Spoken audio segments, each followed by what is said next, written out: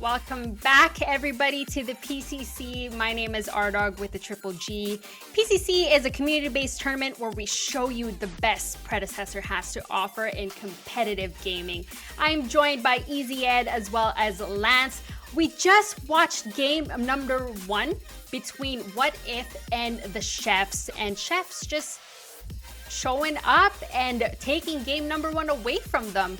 But we gotta talk about one of the heroes from this game, and it's gotta be the Zarus. Lance, we got some stats. We do have some stats. Codename Lizard in here. 55 games played, picked in 63%, banned in 14 as well, with over a 50% win rate, which is really what you are looking for. We saw what North was able to do in our last series between Flow State and D-Lab on it. We really just saw Mav have a pretty impactful performance as well. The KDA doesn't always represent how well a character like Zarus plays. The Colosseums can be so big, locking down a priority target, getting people stuck in it, splitting a team fight in half, basically, where your team can enter whatever side you want, while the enemy is stuck on the other side of the cage unless they've got a very high jump in order to be able to get over it. So Zarus, very impactful so far in this tournament. Expect him to continue to be impactful in PCC 7.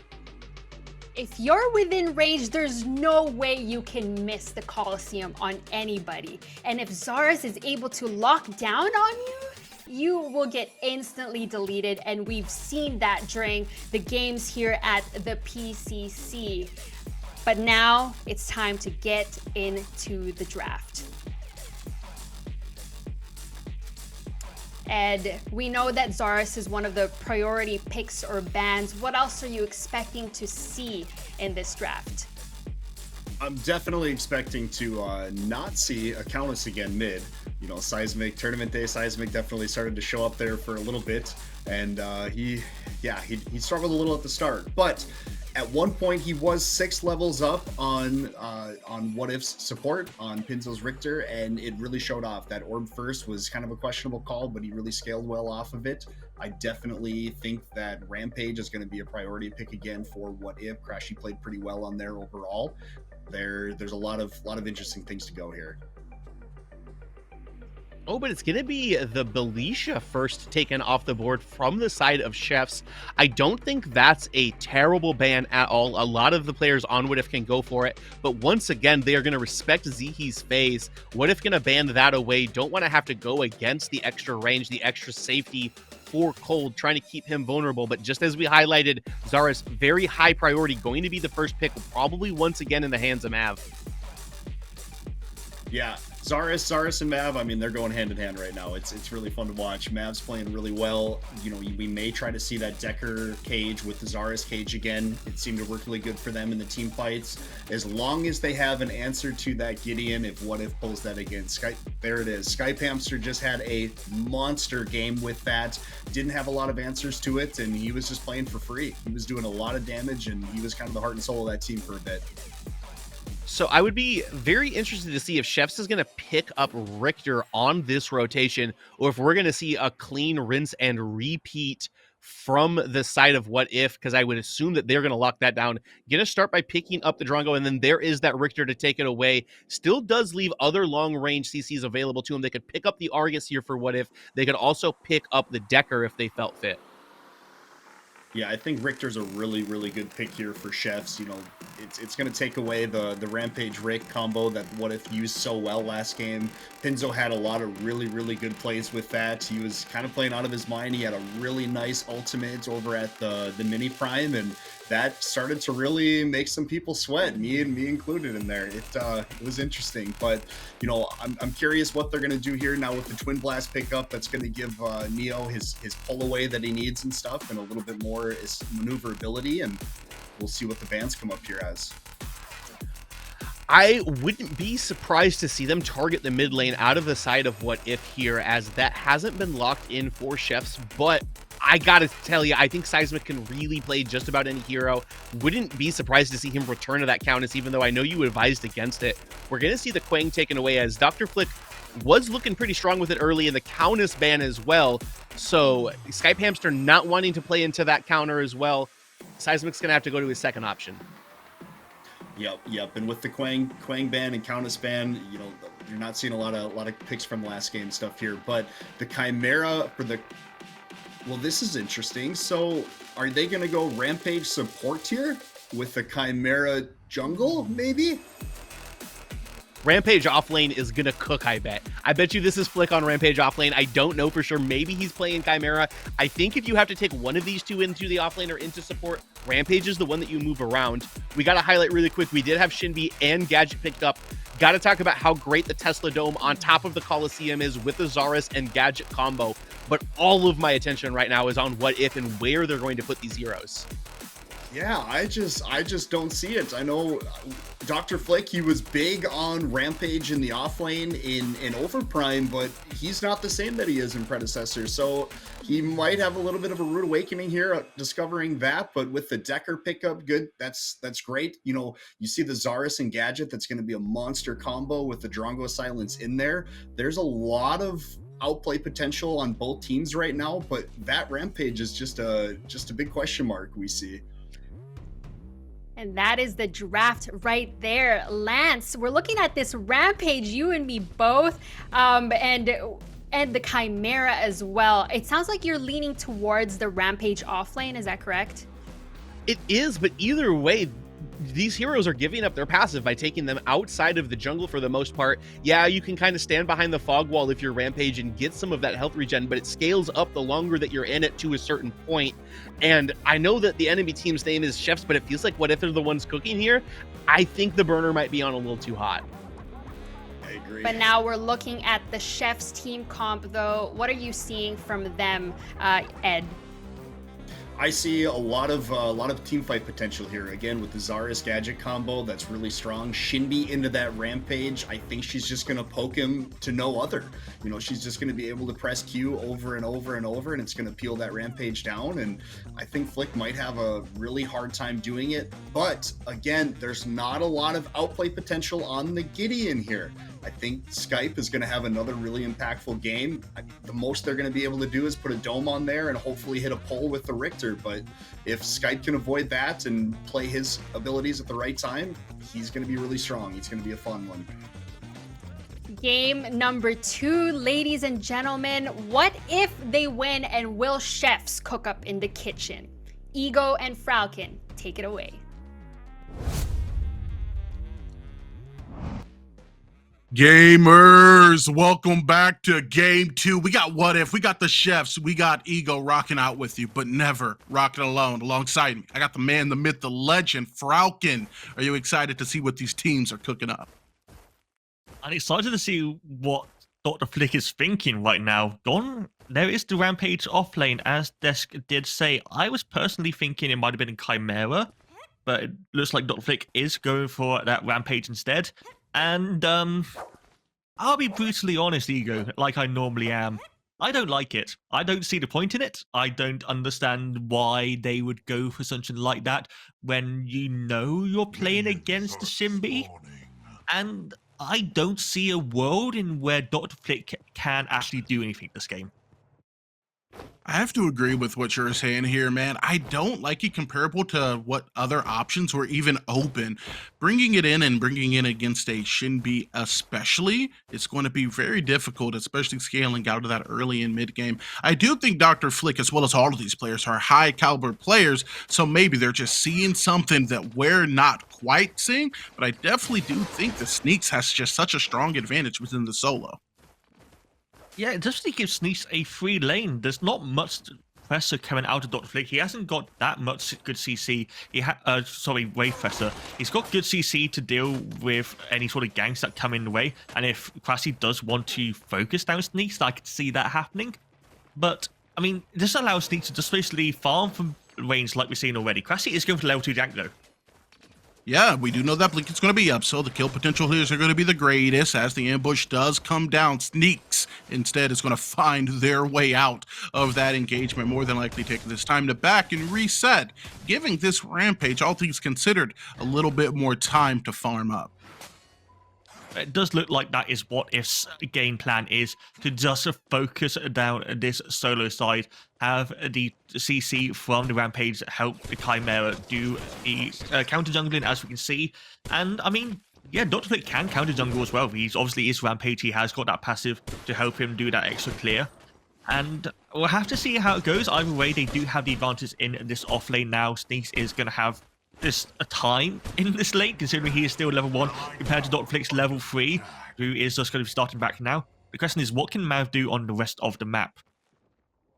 I'm assuming that Mav is going to be putting some pressure on the mid here as we see Zars making a rotation out towards Skype Hamster, but getting very smart. He's just going to play the space a little bit closer to that fog wall, lock himself down a river buff, and now with the rotational help coming, he's going to be pretty safe and pretty well off. I'm kind of excited to see how, like last game, these team fights develop within the early. We saw What If get a lot of value as they're going to burst down some of Cold's HP on the edge of that tier 1 tower.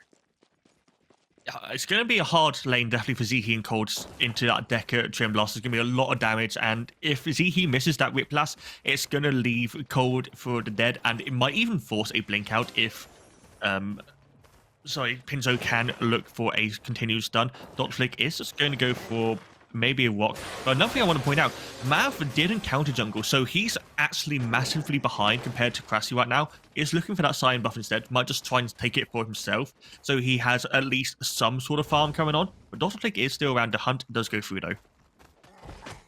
Yes, indeed, man. And this is kind of what we saw last game, right? Crashy giving a little bit of a lead. What If potentially maybe getting a little bit of momentum within the early, but now we're going to see Skypants looking to capitalize on that as Crashy does make the rotation. It's going to be a blink and it gets burned in exchange for another as First Blood yet again is going to go in the pockets of What If. Just a good heads-up play by Crassi, knowing that Seismic had no mana, and Seismic just walking down onto that area there meant that he was basically guaranteed to die, because he had to blank out already, but that wouldn't have taken him far enough into the tower, so Crassi and Skype can follow up. They did use both of their blinks, and they're being punished.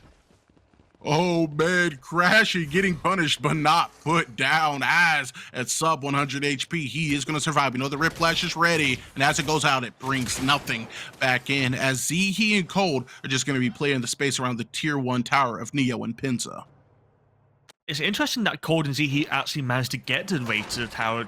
It should be the case that Neo and Pinto have all the pressure in the world in that dual lane, especially with the double raise advantage. So I'm not exactly sure how that happened. It might have been a bounce back by purpose. Hard to really say, because we have both junglers on this side of the map. Crassi is finally doing this blue buff 5 minutes into the game. So that's I've been waiting there for quite a while at this point in time. And I mean, considering he got 2 camps outside of Mav, he's still the same level, so I'm not exactly sure what he's been doing outside of that First Blood.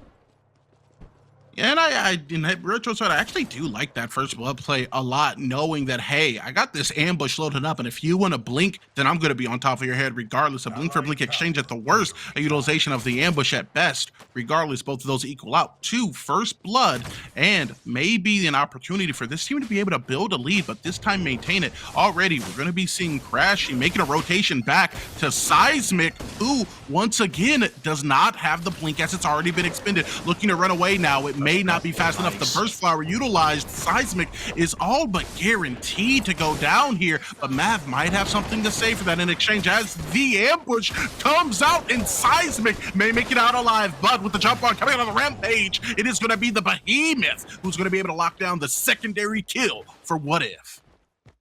What If does have 2 junglers? If the first one's gank doesn't work, just send in the second one to get a nice kill onto side. Once again, I love Snipe Hamster just blowing up the blast flower as the Whip Blast comes through.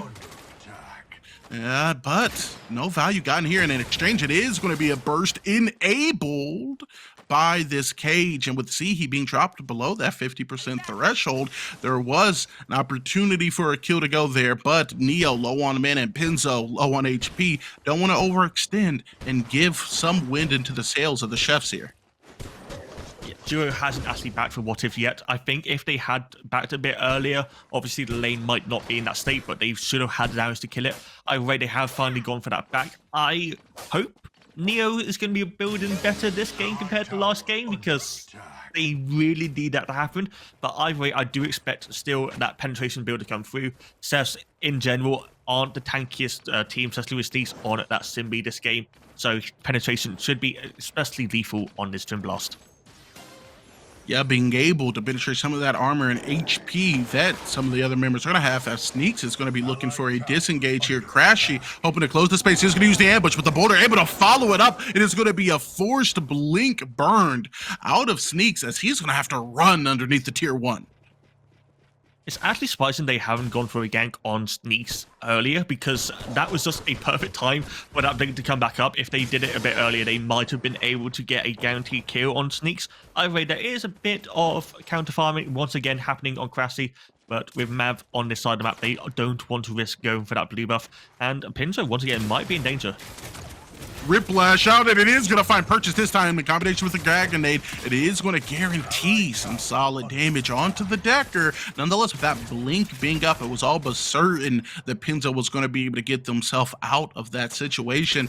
But this is something that has to be touched upon, as we've seen it across every PCC game that Richter is present. Yeah, when that Whiplash is down, he's a lot less scary, but the ability to pull you in close, lock you down, and basically guarantee damage for his carry can be so lethal within these games. I'm going to be honest, I have just paid attention to what Neo has built, and I'm crying inside. He's building all the components of Stormbreaker, didn't get the Ironwood bow, especially considering he had the money to buy it, and is not going into penetration against double mage plus a Drongo. That's a massive mistake. I don't understand why he's done that. Obviously on hit is going to be really good against Mav and Zihi in this game once he gets that Psycho to online, but it's just bad. Yeah, but maybe can be made up here if Crashy is possibly able to pick up Seismic. Yet again, the damage coming up good, but it would be better if it was materialized into a kill, as Skype is going to just play the wave and get some CS to scale himself into that mid game a little bit quickly. Yeah, it's coming up 10 minutes, and there's actually been very little action on this map. No Fangtooths or mini points have even been looked at so far. Only those 2 kills that we saw in the mid lane as well been picked up. And overall, I think this definitely does favor Cevs, this slow game. Once they get that online, especially Sneaks, once he gets maybe 2 items online, can just be a split push menace, then Cevs can do a lot more options. And I think What If, especially with this Chimera, need to look for these early engagements a bit more.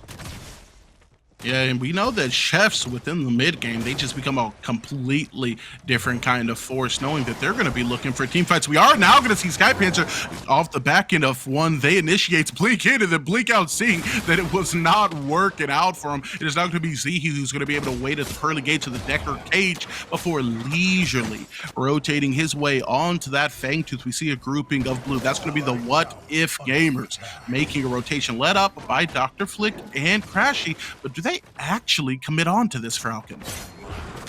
I don't think they do. I still think you need to wait for Skype Hamster, but there's not enough damage from the side of Cevs to actually do this Fangtooth in time. Dr. Flick is going to be walking it in, and all members are caught here.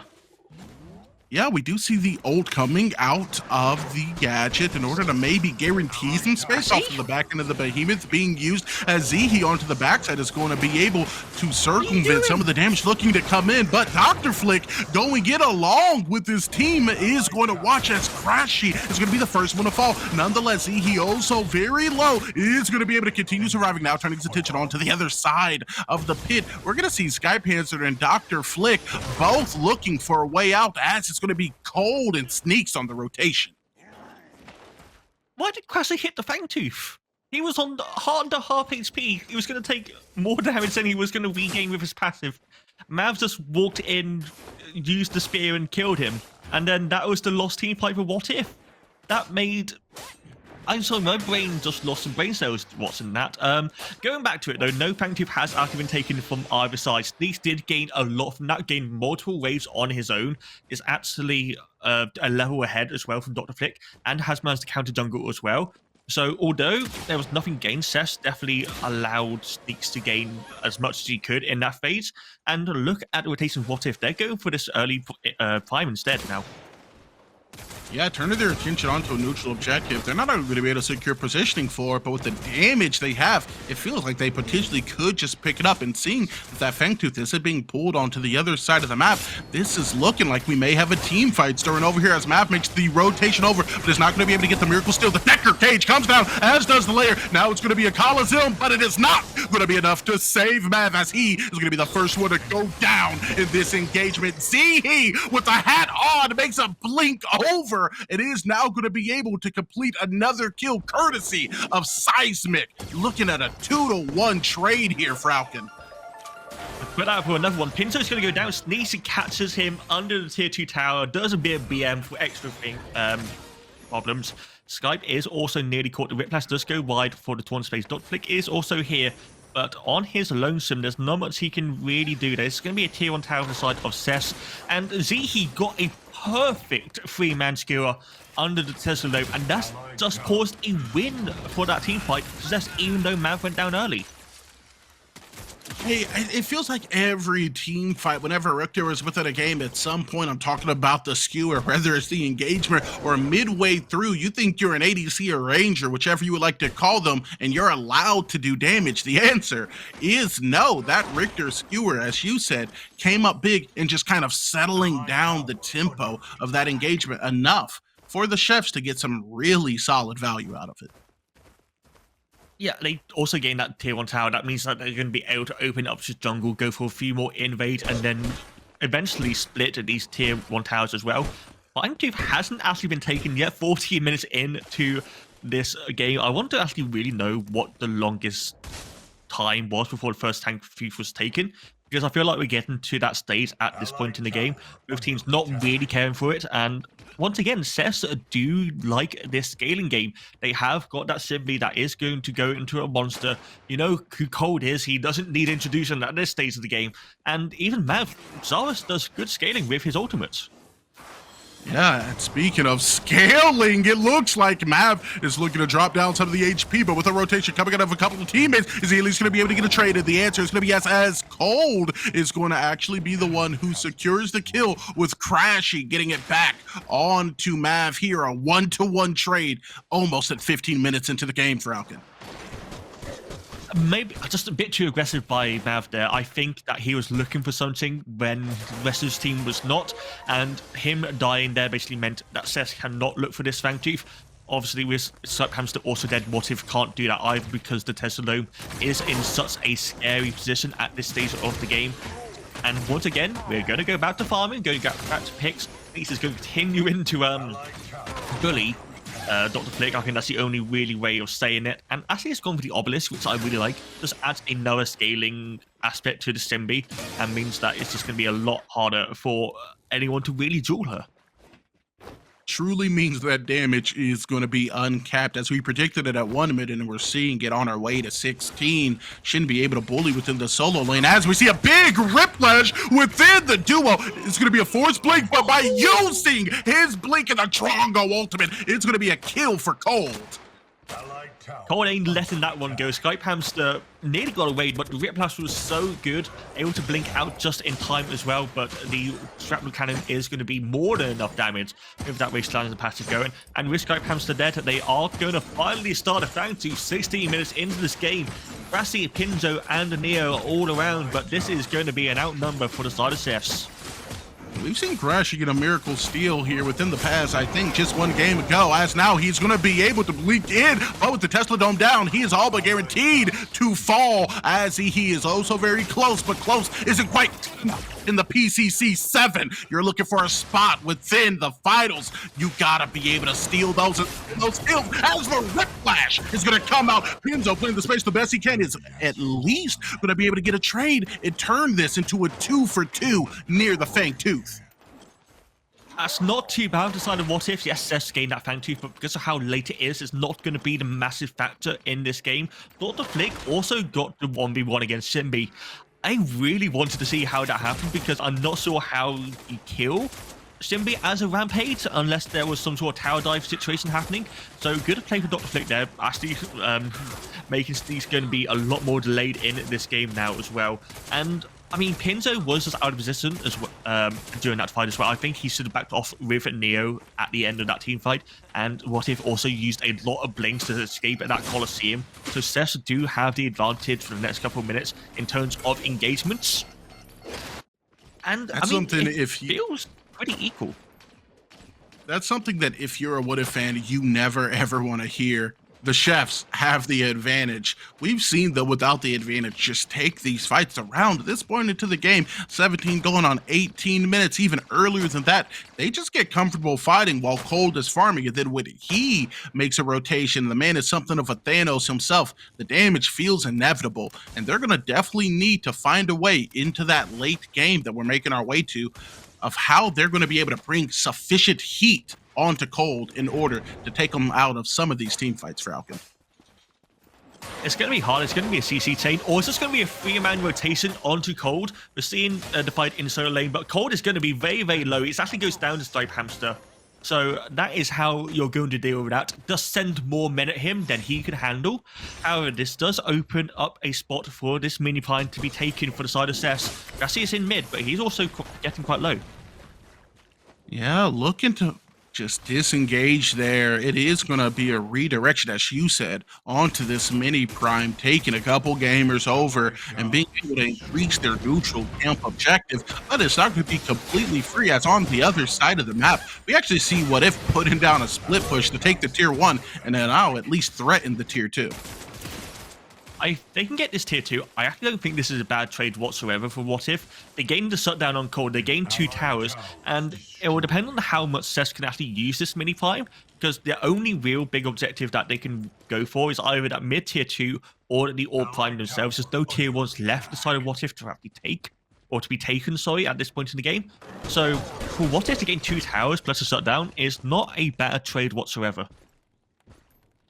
Yeah, and you know, this is what the best teams or the best caliber players do. Even when things aren't looking great, you take something from it. It's an old phrase. Whenever life gives you lemons, you take their carry's life, their tier 1 and their tier 2, and you pat your pockets with a little bit of gold after you successfully do get it back. But we have yet to see what the chefs are going to be able to do with this mini prime, as you pointed out, Falcon. If they're able to derive some solid value of it, it could make it a long-term negative trade for What If. Is that the saying? Is that how you make? I think it is. My grandma told me that one. Yeah. Life gives you lemons, was you she a kill the Predecessor carry. player as well? Oh, yeah. I see. Okay, She's all a good. developer. Oh, yeah. On the med. Yeah, makes sense. But either case, what's going to be interesting about Sneaks has got the mini prime buff, and he's just going to continue split pushing. So they need to send someone to deal with him, because he will just take inhibitors instead of just looking for a fight. Yeah, it is going to be the big double skewer once again. However, it's not going to be nearly enough, as we're going to see Richter get eradicated with the damage coming into the black hole in combination with the rest of What If. Right now, we're looking at a 1-0 trade, but with Dr. Flick looking for some medical attention, we may see a turnaround as Cold is going to catch the heat. Mav now looking forward, engage. He's going to be able to use the Colosseum. The Spear of Nier is looking to send his opponents far back to base, but Pinzo is going to at least be able to get a trade as the hat lowers her into the grave. We're looking at a 3-3 trade. Mav just completely taking that fight on his own. The Colosseum catching free, using that barricade to get the stun. The Epoch managed to keep the side of Skype Hamster alive for just a little bit longer, but that was not enough. He got multiple kills in that situation. Sneaks also got the tier 2 tower in the solo side as well. Seismic might get this tier 2 tower in the solo side, sorry, the Sneaks took it in the duo side. And I mean, this is going to be a big buff for the side of Cess in terms of just a gold influx. And if they can trade that in for, I mean, second Fang Tooth is up, but basically you want to be looking at this Orb Prime at this stage of the game. And I mean, it's going to be interesting, because if one team does go for this Fang Tooth, I expect the other team to just immediately run to the Orb Prime. 100%, man. I mean, if you want to take that, do not mind me grabbing this for myself. I would allow you to have a Fang Tooth here, even if it is for the chefs, letting them increase that up to a 2-0 differential, swinging within their favor in order to get a lockdown onto that prime. But in the mid lane, we're actually going to have a fight cooking up, if you will, as Sneaks is going to catch the back end of an ambush as well as a boulder, and Zihi is going to be left not completely alone because he has allies nearby. But they just used 2 big ultimates for the pick potential, and they didn't even get a kill. Now this team fight that will happen is going to be in favor of Seth's. Colosseum and Curse Dome are both up. If they can catch it on the back line, what if they're going to die?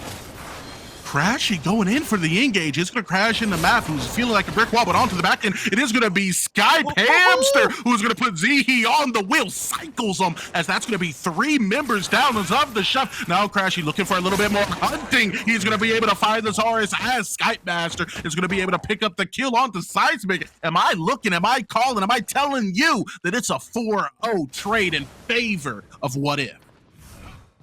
Skype Hamster is just goated on Gideon. He had the perfect black hole over multiple members. The Echo Cage as well just managed to keep multiple people inside. There was no blinks, there was no epochs, there was no escape from the Gideon of Skype Hamster. This is going to be a all-time attempt. Zihi and Cold are the only 2 members of Seth's alive. There are multiple members of What If that are low though. They might die just the Orb Prime. We talked about what there wasn't. What there is a rotation and a Riplash, as that's going to land and easily equate into a kill, as now Richter's going to be looking for the portal. It's going to be a big 3-man stealer. Crashy is going to be the second one to fall onto the backside. It is going to be Dr. Flick, who almost inevitably feels like he was going to fall there. Falcon, they go for the objective, and 3 of them get killed off for it. Yeah, but they still got the Orb Prime on their 2 carries. This is easily worth for the side of What If. They didn't lose the shutdowns either on Skype Hamster. Snakes nearly stopped the back from him though, but they didn't lose that. They are going to trade out of this Fangtooth, but it's only second Fangtooth. Who really cares at this point in time when you can keep 2 people with Orb Prime? They're going to, What If are going to have to be able to use it effectively to gain at least 2 towers, the tier 1 in mid and in solo, to gain this gold back. And if they do lose another team fight, it is going to be bad for side of Seth's, which will eventually take this Fangtooth, as we are seeing. And yeah, it's going to be a very close game from this. 15 to 15 in kills. I'm not sure what the farm is like, and if Skype Hamster can just do that one more time, we might be going to a game 3. I would be oh so excited and extremely delighted to see a game 3 as Skype Hamster with his heroics throughout this game, maybe looking to push his team to that point, with Mav now getting circled upon. This is going to be a Decker Cage, but the bigger Cage may win, as Mav is going to be dropped low, but low is not enough. You have to be able to finish your kills, and he gets at least an exchange on it, coming out of some fancy footwork. The kill going over to Crash in, the skewer being landed upon him, followed up by the Riplash. He is going to get put down. An allied inhibitor is under attack. Just way too over-aggressive from What If. They thought they got the kit they picked, but Cold killed Skype Hamster. That is worth any of Steph's kills at this point in the game. And Dot Flick is going to have to cover it for 2 different lanes. Pinzo is also in danger, but just like the side of Steph's is dual lane are just going to go back to lane. They're going to continue pissing up because there's nothing else actually on the map to take. And yeah, they can't afford to let Skype Hamster die like that. It's just, he is their main down source at this stage of the game, and without him, they just don't win these team fights. As this game has been so very close, man, 16 to 17 on the kill board, despite the Fangtooths being very firmly in favor of the chefs, you have to assume that What If are wondering a couple questions to themselves. Why not us? Why not now? On the precipice after having come so far, they just need to win this game and extend it. Take it one game at a time. And Falcon, with that in mind, I want to ask you, what does What If need to do to bring us into a game 3, as it may have to wait off the backside of the ambush coming out of Crashy? It's hard to really look at. It's going to depend on what Dr. Flick can do on this Rampage steal. Like, it's not been as diabolically bad as I assumed, but he hasn't really done anything that a Serog would have been able to do. And so, I mean, again, I just don't feel confident about this pick. And in terms of just a general game plan, There's no Fang Tooth, no Orb Time being spawning at this moment. They either need to just look for a pick onto either Sneaks or onto Seismic just when they are alone, or continue farming up to a point where they can just overtake the game. They need Neo fed as well, but they might just be looking for Sneaks. Yeah, they are going to find him as it's going to be Chimera instantly going in, crash. He finds himself an O, but now within a 1v3 situation, it's going to be a force use to blink, but the spear of Nier is going to mark him and knock him even further. That is going to be a return to base as the big Whiplash is going to be able to hit. Skyhamster using the Epoch midair is going to fall in more than one way. It is going to be a grouping coming out of Seismic, Mav, and Zihi. The Coliseum comes down, but the blink comes out in order to buy space in life for the remaining members. So what if? Okay, you got the kill on Sneaks, yes, but you use so much resources to actually get the kill. Neo is not there himself, so you are going to be still in a 4v4 situation. And now, Cephs have basically control to take this down. They still have multiple ultimates they can use. They haven't got the Colosseum, they have got the Skewer, they have got Cold. As a player himself, Neo has got good wave clear that he should be able to deal with it. And the Tower Dive is not going to be good if they want him to Whiplash comes through. The Whiplash yet again locking down what should be considered a guaranteed kill for Cold, because when you're unmoving in the face of the chain, man, the carry and Drongo with those rat rounds doesn't miss those. Falling is going to be TB for another 30 seconds as the member map advantage is going to be in favor of the Chef's Falcon.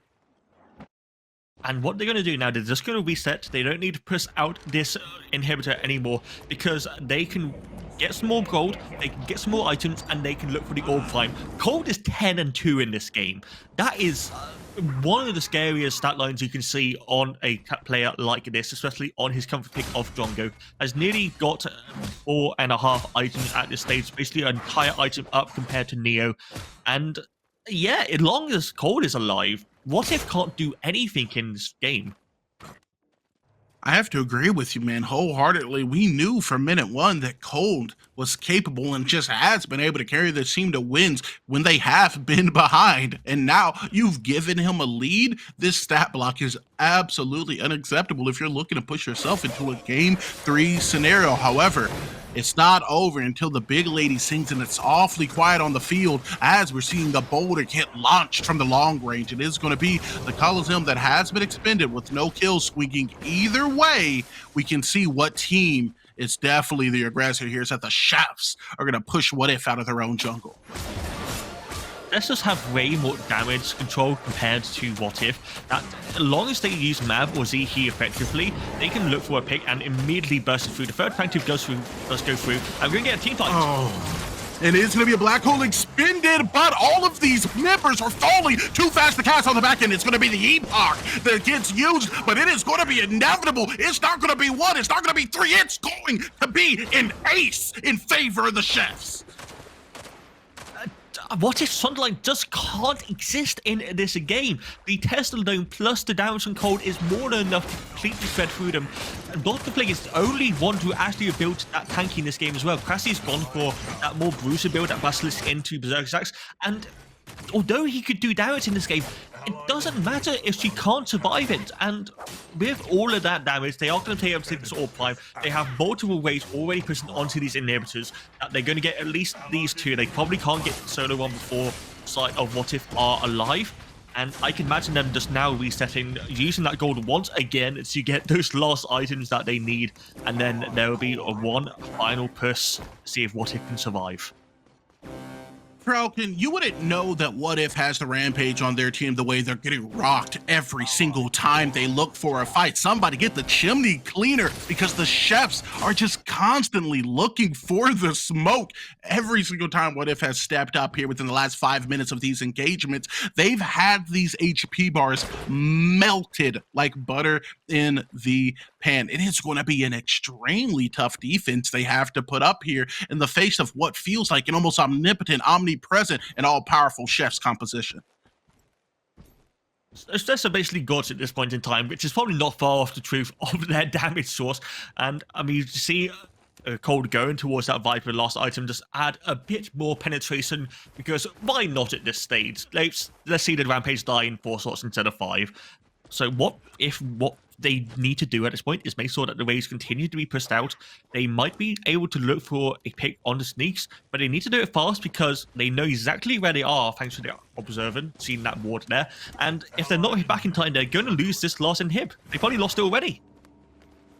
Yeah, that inhib is going to go down, and it feels like they may be following as it is going to be a boulder, and Ada stops some of the aggression coming out of the Riplashes. Now was circling, not fish, not piranhas, but sharks in the water. Zihi playing the space so very close to that core line in case anyone has an eye or a mind to retreat. It's it sneaks, it's cold, looking for a spot further, but off the engage, it is now going to be getting, but with the pull down, he is going to be sunk as his HP is going to be delegated to the raise screen. However, onto the backside, it is going to be a good sign, a symbol of life. Nonetheless, it is going to be death at the end of it, as What If falls and the Chefs take this series 2-0. And once again, as soon as we got into that mid-game, as soon as we got to that 16-15 minute mark, Seth's just turned up. Mav was using the ultimate so effectively to make sure that he cuts the back line. Seismic was using Tessalome over, and then Cold was just putting on a display on why he should be called the best ADC player in this game. What If, unfortunately, they are now going to be eliminated and will be leaving the tournament. However, I think they did play well, especially in that early game. They just could not convert it into that mid game. Against a team like the Cephs, that's nothing to feel bad about. 100%, man. These are tested champion caliber players. What If, though, gave a hell of a performance. So big ups to Crash. Give big ups to the entirety of that team. However, there can only be one. And those ones are going to be the Chefs, who are going to be able to carve that path a little bit further towards that championship seat. Great game, but I'm going to be honest, I'm excited to see what the guys at the desk have to say.